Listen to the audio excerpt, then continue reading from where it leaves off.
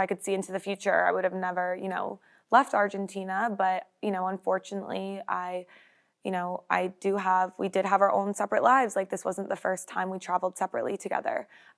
We would, quite often here and there in the past. So I never would have thought this would have happened. Liam Payne's girlfriend, Kate Cassidy, is sharing insight into the singer's final days. In her first interview since the One Direction star's tragic passing, the influencer told The Sun that it still doesn't feel fully real that the 31-year-old is gone, as she also revealed why she left him in Argentina. Originally, we thought we were only going to be in Argentina for about a week, give or take, a little less, a little more. And after 2 weeks, I had a responsibility. We had a responsibility. We had our dog. And obviously, I never would have thought this event would have occurred. I never would have thought that this would have happened.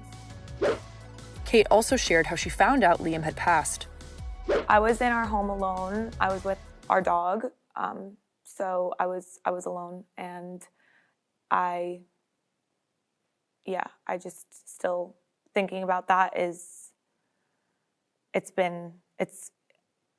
just insane to me. I was actually scrolling on TikTok right before I got a phone call, and that's how I found out, unfortunately. Who made the call? One of Liam's friends called me, And can you remember that call? It's literally blacked out in my head. I didn't believe it at first at all. I genuinely thought it was just a rumor, or some made-up thing that somebody made up just to get views online. And instantly, I just had a bad feeling in my gut. I was like, why would somebody make this up? I just completely blacked out. I felt just numb. When I officially found the news to be true, it just, once again, I just fully was numb. I just didn't believe it. Did you do anything like ring him or text him or try and... I did. I tried to call him. I called pretty much everybody. I just, and when you're in that mindset, you just call, it's just insane. Just, my mind was, I just remember pacing around the house. I wasn't able to sleep at all the first night. And in a way, I was almost in a way happy that I didn't sleep, because I was terrified of any dreams I would have. It would be almost like a nightmare, but turned into a reality. She then opened up about how it took a while for her to process that the tragedy really took place, adding that it sunk in for her while she was at the couple's new house with her mom. I was in hysterical mode, but there was parts of me that I felt myself this isn't real, so I would just be numb. I felt no emotion. I think one thing for me that was a really big kind of a reality that really sunk in, that he wasn't here when he was obviously in Argentina and I left. We just moved into a new house. That's when it finally, I remember just sitting on the couch with my mom, and that's when I just completely broke down, and that's when I think everything shattered for me, because that's when I realized I'm never going to see him again. He's never going to come into, we're never going to be in a home again together. That's when it really did hit me.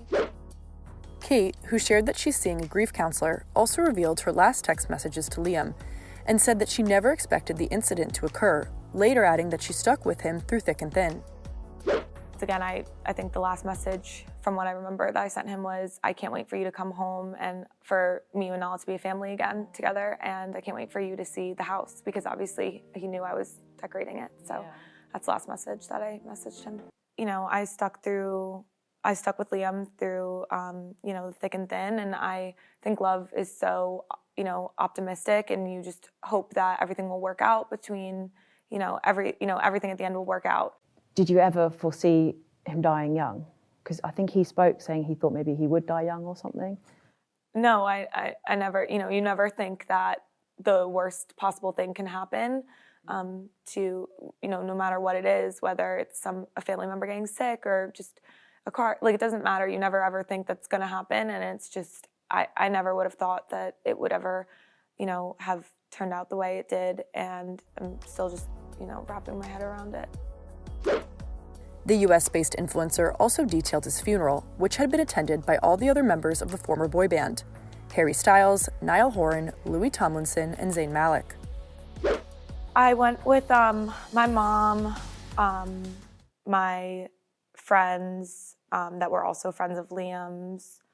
We all went together, and I had, once again, such a great support system. It was so great to have all of those people that I loved and Liam loved so much by my side that day.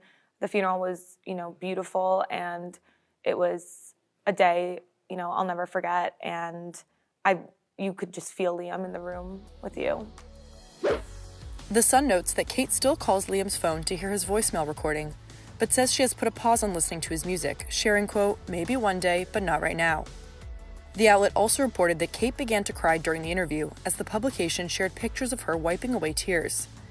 The 25-year-old also highlighted the serious issue of addiction, which Liam had struggled with in the years before his death. I think with addiction, you never know when it's gonna come out. It's a really serious issue that I think is undervalued and underspoken about. Though she did not comment on what she believes happened the day the singer passed due to the ongoing investigation, Kate did share that everything appeared good between the pair. Like I said earlier, when I left Argentina, we had such a great day, and he was in such a good headspace, and we were in such, great, we just full of love, and I never would have expected any of that to occur.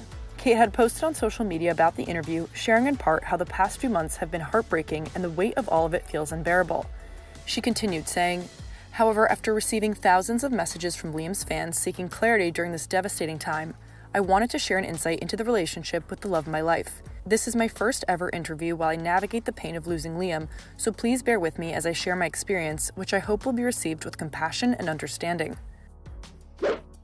Liam died on October 16th after falling from a hotel's third-floor balcony in Buenos Aires, Argentina. A translated autopsy report also noted that he had alcohol, cocaine, and a prescription antidepressant in his body. The One Direction star was 31.